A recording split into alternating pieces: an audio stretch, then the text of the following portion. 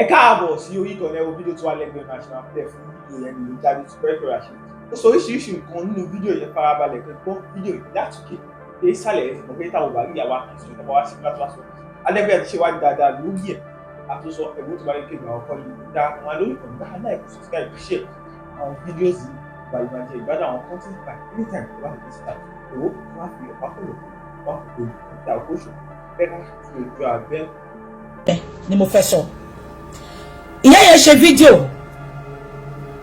ó bá Ìyábọ̀ Òjó wí mo rí gbogbo yín tẹ̀ ń gbé kiri pé pẹpẹ sí o ó ti come for Ìyábọ̀ Òjó. Number one, ẹ jẹ́ kí n láyé yín ẹ wò mí dáadáa o I'm not in any group. Àgùntàn mi ò jẹ́ lábẹ́ Gẹ̀ẹ́sì everybody. Ìgbà tó gún lé gan mo dúró tán ni. Wọ́n máa mọ̀ pò ní mi ní group mi ní BJ fans. Just if you like me naturally. I don't have to prove anything or lie to my audience before they like me. Ṣé nǹkan tí mo sọ yìí? Now, ìyá yẹn ṣe fídíò, mo play video yẹn, analyse ẹ̀, àbí ní 2 days ago. Mo fẹ́ sáré sọ̀rọ̀ nípa fídíò yẹn kí n tó lọ sí. Mo fẹ́ sáré sọ̀rọ̀ nípa fídíò yẹn kí n tó lọ sí gbogbo nǹkan tó ṣẹlẹ̀, ṣé ń gbọ́? Now, nínú fídíò yẹn, ìyá yẹn sọ pé kí ọmọ ìyá wèrè tí gbogbo ìrandíran wọn yìí bá ya wèrè, ọmọ Ìyábọ̀ Òjó èyí tó lọ ṣokodo ní Tanzania tọ́sọ̀ yẹn di márèjì, gbogbo ẹ̀ náà lẹ́yìn máa gbọ́n bí ṣe bíbí láti máa ń sọ ẹ̀ láàpárọ̀ ni gbogbo ẹ̀ ló máa tún gbogbo àṣírí yẹn la máa tún bíbà. Ṣé ń gbọ́ mi? Ìgbà ìyá yẹn sọ̀rọ̀ ó ní kí Ìyábọ̀ Òjó kó yẹ máa flaunt ọmọ ẹ̀. Ṣé ń gbọ́ mi? Mo ti play kíní yẹn fún yín, gbogbo yín lẹ gbọ́ mi tún fẹ́ play ẹ̀ because ó máa pẹ́. Nǹkan tí ìyá yẹn wá sọ àwọn èèyàn wá ń gbé kiri wọ́n ń bú ìyá yẹn. Ṣé ti rí màá sọ reason tí ìyá yẹn fi sọ àwọn nǹkan tó ṣẹlẹ̀ fún yín. Mo ráwọn èèyàn tó ń sọ pé ṣe báwọn ti sọ fún Ìyábọ̀ kó má sùn mọ́. Ìyá yẹn ò jẹ̀bi ọ̀rọ̀ tó sọ fún Ìyábọ̀ yẹn. Màá sọ fún yín lálẹ́.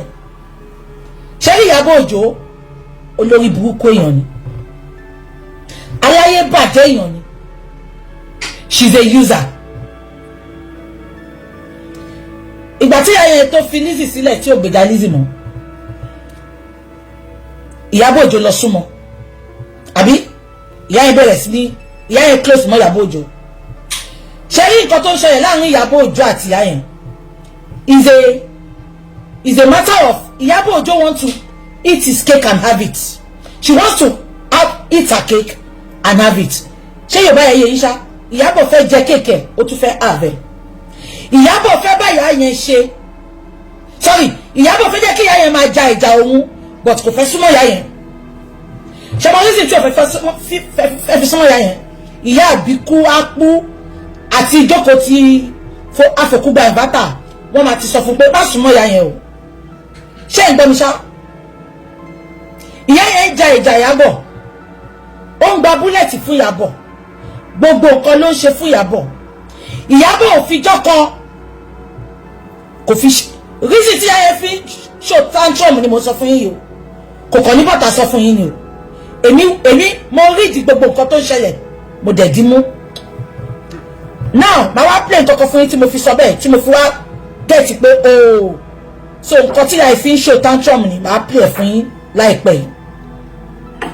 Ẹ dúró mo bọ̀ ẹ dúró. Ṣé ń gbọ́ mi? Now ṣé ń gbọ́ mi? Because ìyá yẹn ń jà fún ó ń ṣe gbogbo nǹkan fún Ìyábọ̀ Òjó òfijọ́ kan kó gbé fídíò ìyá yẹn kó ṣí ẹ rí. Ṣé ń gbọ́ mi? Ṣùgbọ́n immediately tí Adé Buhari ṣé ń gbọ́ immediately tí Adé Buhari tó ń gbèjà Ìyábọ̀ ṣí ẹ fídíò Adé Buhari lẹ́ẹ̀mejì. Ṣé ń gbọ́ mi ṣá? Ìyábọ̀ ṣí ẹ fídíò Adé Buhari lẹ́ẹ̀mejì. Ìyá yìí máa bínú. Ṣé ń gbọ́ mi? Tó bá jẹ́ yìí náà ẹ fi ra yín sípò ìyá yìí tún fi mọ́ra ìyá yìí lọ sí Tanzania ṣé ń gbọ́ Nkechi àbí kí lorúkọ ọmọ tó fojú báyà bọ̀ sọ̀rọ̀ yẹn pé kó mú ọmọ ẹ̀ kúrò lẹ́gbẹ̀ẹ́ yẹn gbogbo ilẹ̀ rí fídíò yẹn ìyá fẹ́ dúró sẹ́gbẹ̀ẹ́ ọmọ ìyá bọ̀ báyìí ọmọ yẹn ṣẹ́jú fídíò yẹn lọ viral ìyá yẹn ti ń bínú gbà yẹn ìyá yẹn tún dì í mú ẹ máa gbọ́ o Adébùhárí tí òdu Adébùhárí òdìdí ìgbèjà ìyá Adébùhárí mo bá yín jà o bọ̀ tó jẹ́ kẹ́mi mi máa sọ tọrọ ẹ lè ṣe ṣó fún mi ní dayé lóhùn bọ̀ tí mi kàn fẹ́ sọ tọrọ mo fẹ́ clear ni ká tó bọ́ sí nǹkan tá à ń ṣe mo fẹ́ kẹ́ mọ oríyàn tí Ìyábọ̀ jẹ́ ni ṣe gbọ́ mi Adébùhárí tí ò gba búlẹ̀tì fún ọmọ yìí rí tó yẹ pé ìgbà t'Adébùhárí àti Lizzy jà l'Adébùhárí ṣe ló ń gbé Ìyábọ̀ tó fi ń jà Ìyábọ̀ ti share fídíò Adébùhárí lẹ́ẹ̀mejì kò dẹ̀ share tìyá yìí nígbà kankan ẹ̀dìyẹn mú ìgbà tí ìyá yìí ń ṣe birthday Ìyábọ̀ òdìdí gbéyà ẹ̀ sórí page ẹ̀ ó gbé sórí story ni ṣé ń gbọ́ mi kò dẹ̀ tún gbé sórí story nìkan kò ṣe pé Ìyábọ̀ dídí kíyà ẹ̀ sórí story ó lọ share happy birthday tí ìyá ṣàjẹ́ tó fi wish ìyá ẹ̀ Ìyábọ̀ lọ share no ẹ jẹ́ ká sòótọ́ èmi ò gbèjà yá yìí o nǹkan tójú ìyá ń wá náà lójú wọn rí ṣé ń gbọ́ mi èmi kàn sọ pé ṣé rí ẹ jẹ́ ká má máa sọ pé torí pé èèyàn kò dáa ká má sòótọ́ rọ̀ ṣé ń gbọ́ mi now Ìyábọ̀ dídì gbé kíní yẹn kó gbé sórí wọ̀lẹ̀ ṣé ń gbọ́ ó lọ gbé sí orí story njọ́ yẹn nǹkan tí ṣàjẹ́dẹ̀ fi kí ìyá Ìyábọ̀ ṣe ẹ̀ kò dídì kíyà yẹn ẹ tún mú yẹn dání Ìyábọ̀ ń ṣe fídíò ọjọ́ kan ó ń praise ìyá Adébùhárí ìjọ́ wo ni Ìyábọ̀ ṣe fídíò tó praise ìyá ẹ̀ rí abẹ́gbọ́n mi ẹ tún mú yẹn dání o màá wá sọ reason tí mo fi sọ ilé fún yín ó ṣe pé Ìyábọ̀ ń use ìyá yẹn but kò fẹ́ jẹ́ kán rí òun mọ́ ẹ jẹ́ kí n play video fún yín kẹ́ tẹ́tí sí video yìí kẹ́ wá gbọ́ last one statement tí màmá yìí sọ ni mo ṣe mọ̀ pé okay mo ti get gbogbo nǹkan tó ń ṣẹlẹ̀ ẹ jẹ́ kí n play video yìí fún yín ẹ máa gbọ́. típíkù Ìbàdàn gbogbo ẹ̀jẹ̀ nílá tó ń wọ̀nù ní Ìbàdàn Ìbàdàn ń bẹ̀rù èèyàn Ìbàdàn ń bẹ̀rù èèyàn. mo bá Ìyábọ̀ wù ta ló sọ fún yín pé èmi àti Ìyábọ̀ àlè ìṣọ̀rẹ́ ìṣọmọ mi àmọ́ yín mọ̀ post ẹ̀ because I'm a veteran blogger. I post whatever I see on social media. Inú yín dẹ̀ ti dùn. Lórí gbogbo yín yáyọ̀, kìíní kan, àwọn ti. Ìyábọ̀ ò lè bọ́ mi. Tẹnu kan, Ìyábọ̀ ò lè bọ́ mi. Mi ìmẹ́ tó lówó ju mi ìbáyọ̀ bóṣù ló mú lówó jẹ nìkan. O kò lè bọ́ mi. Orí mi ò lè padà dé o. Kò sí nǹkan kan tí mo fẹ́ gbà lọ́wọ́. Ìwọ fẹ́ wọlé sọ́dọ̀ bọ̀bọ́ yìí bó ṣe wọlé sọ́dọ̀ Lizzy Anjorin. Ṣé gbọ́ statement yẹn? Adébùhárí ló bá wí bíbá yìí. Ó fẹ́ wọlé sọ́dọ̀ Ìyábọ̀ bó ṣe wọlé sọ́dọ̀ Lizzy Anjorin ṣe rántí pé ìyá Esabod yìí ló kọ́kọ́ bá Lizzy ṣe ìgbà tí Esabod àti Lizzy jà Adébùhárí wọlé sí Lizzy lára ó bẹ̀rẹ̀ sí ní gbèjà Lizzy ó ń búyà ṣe gbọ́ sẹ́kẹ̀ tí ìyá yẹn sọ́ṣá ó ló fẹ́ wọlé sọ́dọ̀ Ìyábọ̀ bó ṣe wọlé sọ́dọ̀ Lizzy Adébùhárí ni ìyá ń bá wí bẹ́yẹn ṣe ń gbọ́ mi ṣá.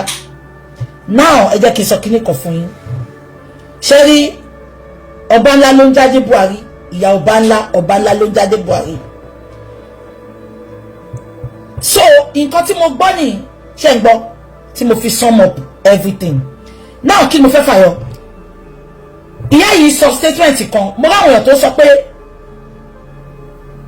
ọmọ Ìyábọ̀ Òjó influencer ni ṣe ń gbọ́ ọmọ Ìyábọ̀ Òjó influencer ni pé kò lè sọ pé kó má show ara ẹ̀ ìyá yìí ò sọ pé kó má show ara ẹ̀ ó ní time tó lóyún yìí ṣé ń gbọ́ ó ní time tó lóyún yìí ó jẹ́ kó para mọ́ ni ṣé ń gbọ́ so ṣé bẹ́ẹ̀ yẹn ti clear fún yín now ẹ jẹ́ kí n wá advice gbogbo yín ṣé rí nǹkan tí mo kórìíra jù láyé mi mo kórìíra kí n sọ pé mo bá lágbájá jàǹsìn ṣe ń gbọ́ kí wọ́n sọ pé torí mo bá ìyá ìjà mo wá fẹ́ ṣe pẹ́pẹ́ dẹ̀m mo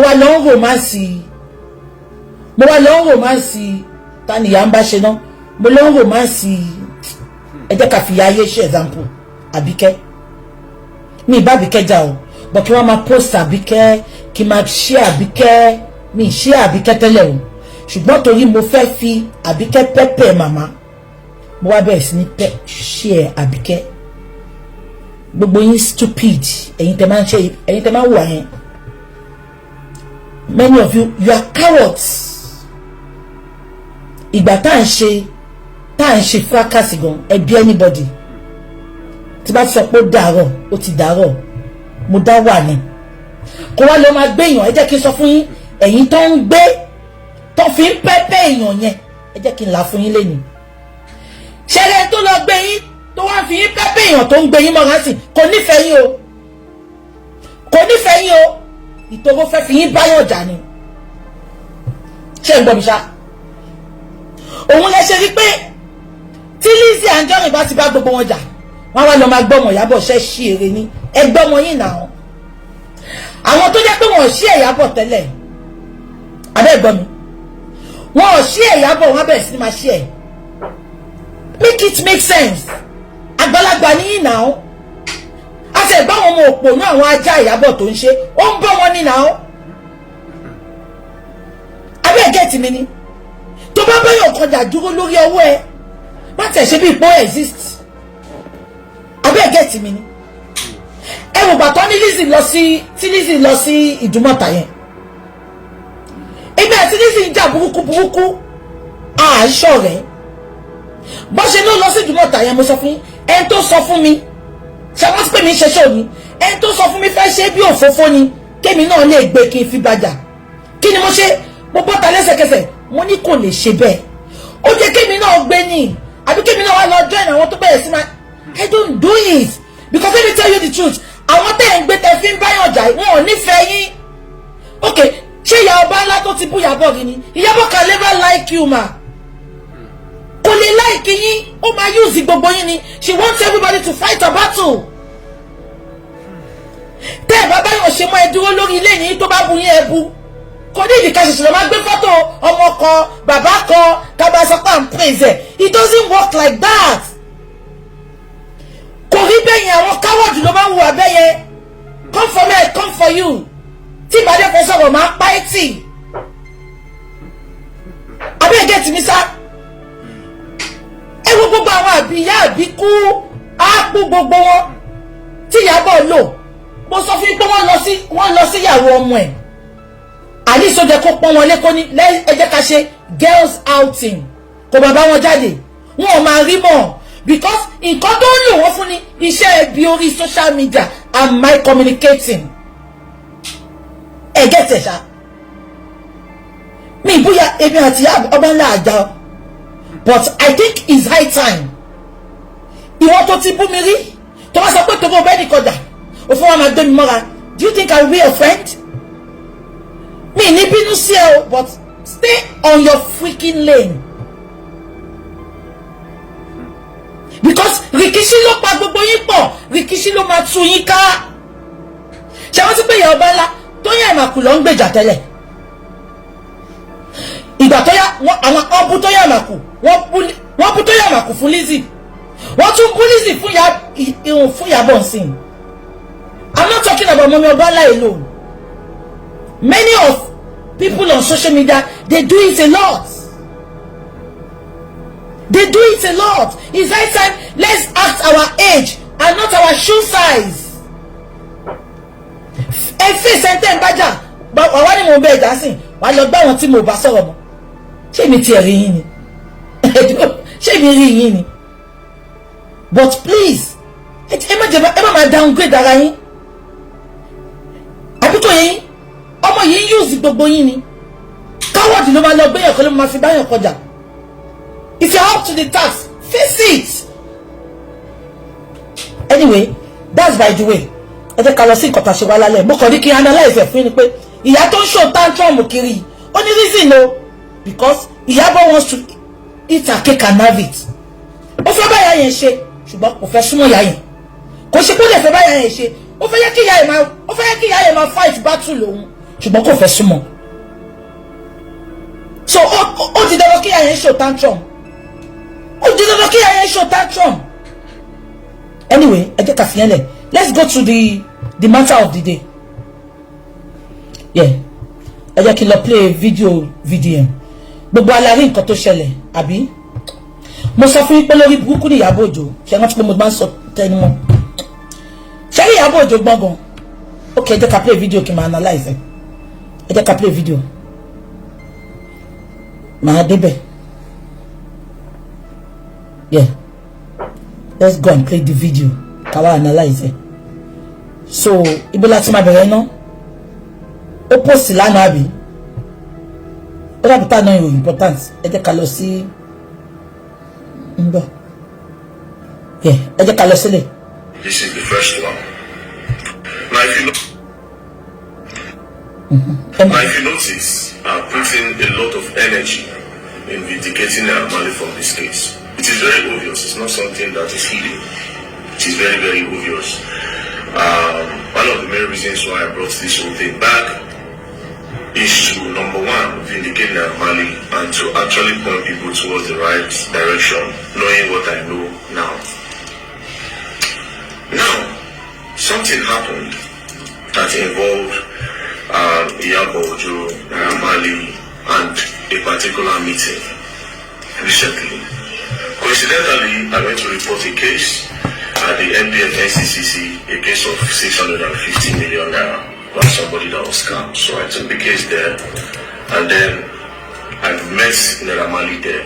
When I met Marley there, he said he wrote a petition against Esabod, and Esabod is there. I said, okay, so what is going on? He said, well, so far so good. They told Esabod to bring evidence of everything she has said about them. In the case of bullying, in the case of that, now them by Mohbad. So I said, so how far with the case now? He said that Esabod is pleading. I said, pleading how? Like, what's going on? So she's pleading. I said, it doesn't make sense. The Esabod I know cannot beg you. And said, you can come, see. So we went straight, and then he opened the door. Then he went inside to sit down. When he sat down, there was Sam Larry, there was his brother Shuli, and then there were some people there. Esabod was with a lawyer.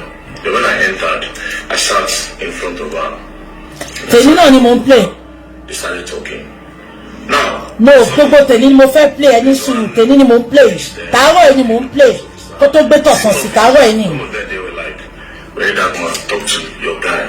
You see, say you and him be pal, he says this so much. Àní tèmi ni sister Confit tèmi ni. Bí èrè lè ní tèmi lélẹ̀. Tèmi lélẹ̀ sister Confit tèmi lélẹ̀. Àárọ̀ èlò ṣe lè.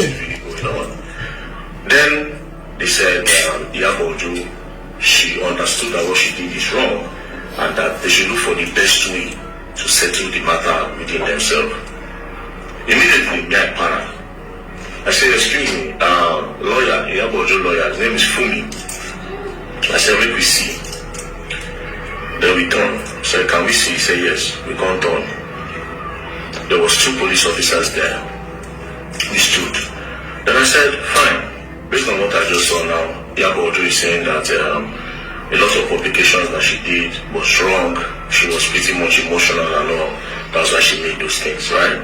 So I told the lawyer, I said, how do we move on from here? Is she willing to come to the public? And the lawyer said, that is exactly what she said. That she will go to the public and let the public know that this is what happened and that she is sorry for actually being emotional about this whole matter. Then the lawyer now said again, but they were thinking that if they do that, a lot of her fans would think that she has been threatened by Marley or the government threatening her. That Esabod has suggested that they will not apologize, but if Marley releases a new song, they will help him promote it, and that gradually people will start welcoming. Ṣẹ́gbọ́, lọ́yà sọ pé ìgbà tán bá wọn sọ̀rọ̀ ní Àbújá, ṣẹ́gbọ́, wọ́n náà sọ pé tí Naira Marley bá kọ orin tuntun àwọn àbá promote ẹ̀ Ìyábọ̀ ó máa ṣánkú ni ó ní gbé ilé ayé ṣe rere wàá wà nínú ilé wàá máa sọ pé ta ló wọlé ni ìkànnì ẹgbọ́n kan tó sọ ṣá ó bá tèèyàn jẹ́ ọwọ́ ni kò wá bẹ̀bẹ̀ oní tó bá ti kọrin ẹ̀ promote ẹ̀ olórí burúkú ó sọ Naira Marley di àdúrà aláyé bàjẹ́ ìwọ sọ pé tí Naira Marley bá kọrin ẹ̀ promote ẹ̀ ṣé bó ṣe promote àdúrà tẹ promise nìyẹn àbó ti gbàgbé pé bó ṣe promise àdúrà nìyẹn tẹ gbé àdúrà níjọ́ kan tẹ ìgbé mọ́ olórí burúkú ẹ ó bẹ̀rẹ̀ sí ní promote àbókí eléyìí bí eyín ṣọ́fẹ̀lì wèrè Tanzania wèrè tó jẹ́ pé wèrè tó pààyà ẹ̀ ló máa pòun náà gbogbo nǹkan tó ṣe fún Naira Marley pátá ó máa jẹ́ ti ọkọ ọmọ ẹ̀ ó máa jẹ́ tọmọ ẹ̀ àtọmọ ẹ̀ ọkùnrin ẹ jẹ́ ká máa gbọ́ lọ. Naira Marley back. I paranoid, and the talk just vexed me. Then I looked at the lawyer. I said, for all what these people are going, what these people are going through, the shows that they have lost, money that they have lost over a lie, and then instead of it to go to the public and then just spell it out for everybody to see, you are saying that you are going to start promoting a song. I just looked at him. Out of anger, I told him, I said, the luck Esabod has is that Naira Marley is not from the Niger Delta region. Because for ruining his career over a lie, if the Niger Delta you come from, they will shoot her down. And even you, the lawyer, they will shoot you down. Then the lawyer looked at me, and the police people were there. They were like, no, very that's my 1,000 words to this. Then the lawyer was like, bro, it is not me that said this thing. I didn't come up with it. Esabod came up with it. Cut the long story short, he left. Then I called Naira Marley in. I said, now when this matter don't be like this, they should say she's willing to go to the public and then explain what happened. Do you understand? That she was emotional. And then the case. ṣé ń gbé lórí burúkú Ìyábọ̀ aláyé bàjẹ́ tí ò ní jèrè láyé tí ò ní jèrè lọ́run ẹ má gbàgbé pé nígbà tí àwọn ọmọ Tanzania ẹ mọ lady kan tó update fún ọmọ ẹ̀ tó ti fòbò jagun títí láàrin àwọn musician Nàìjíríà ìgbà tí orí kan ṣe kan wọ́n wá lọ dọ́ǹpù àlòkù ẹ̀ sí Tanzania ṣọmọ gidi kan á lọ fara Tanzania agbáwọn ọmọ tó gbé lu òyìnbó káná ọmọ tó gbé lu òyìnbó ń sìn á ní fine ọmọ ìlú òyìnbó lè fẹ́ anybody because ibi tó dàgbà sí ni they grew up in a multicultural country am I communicating sọmọ ìlú òyìnbó bá fẹ́ Tanzania máa ní ibi tó dàgbà sí ni ìwọ odinjẹ ọmọ Naija ló gbé Naija ló dàgbà sí ó wá fẹ́ settle ó wá lọ settle fún ọmọ Tanzania ẹ ti máa pọ́ lórí burúkú ìyá ẹ̀ gbogbo ìkà tó ti ṣe ó mọ̀ pé tó bá dúró sí Nàìjíríà ó máa padà lé tẹ́ sọ fún ẹ kó lọ fẹ́yàn nínú moon a máa cancel Juma Jux eléyìn ọ̀ká ẹ gẹ́tì mi ṣá àní ká sọ pé àwọn ọmọ olóyìnbó ló fẹ́ aráàlú mi sẹ̀ a ní ibi tán dàgbà sí ni kò sí Tanzania ní Nàìjíríà kò ń ṣe pé ọmọ yẹn lọ sí Nàìjíríà wọ́n rí ẹnu plane kò pé oṣù kan tó rí ẹnu plane ó ti ṣòwò àti wèrè lẹ́yìn así olóṣì tí ò lóko tó yẹ pé wọ́n lọ ṣòkó ẹ̀ nínú ṣòkòtò kùkúmbà ní wèrè lò ṣe ti rí fọ́tò yẹn mímọ́ kó tó jẹ́ àwọn ọmọ Nàìjíríà wá débẹ̀ ẹ lọ wo fọ́tò tí ọmọ Ìyábọ̀ kọ́kọ́ gbé sí ìgbà tó fẹ́ introduce bọ̀bọ̀ yẹn ẹ lọ wo kó ọmọ yẹn ìṣẹ̀lẹ̀ dàbí pé kùkúmbà ló fi sí ìṣẹ̀lẹ̀ ọmọ yẹn fẹ́ ara tí ẹ wo okó yẹn fẹ́ lè máa yọ ọ́nù bọ́ksà tó wọ̀ olórí burúkú olóṣì wo bó ṣe rí wo nǹkan tó ń gbà sára olóṣì ọmọ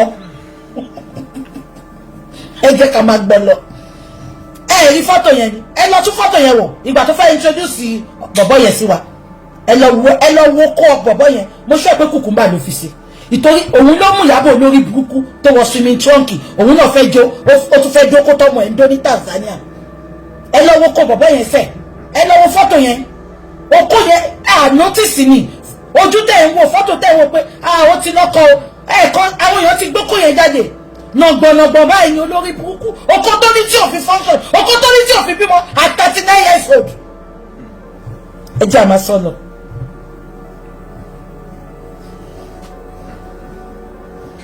ẹ má bínú ẹ̀yin tèmi ẹ ti ń rẹ́rìn ẹ gbọ́ mi ṣá.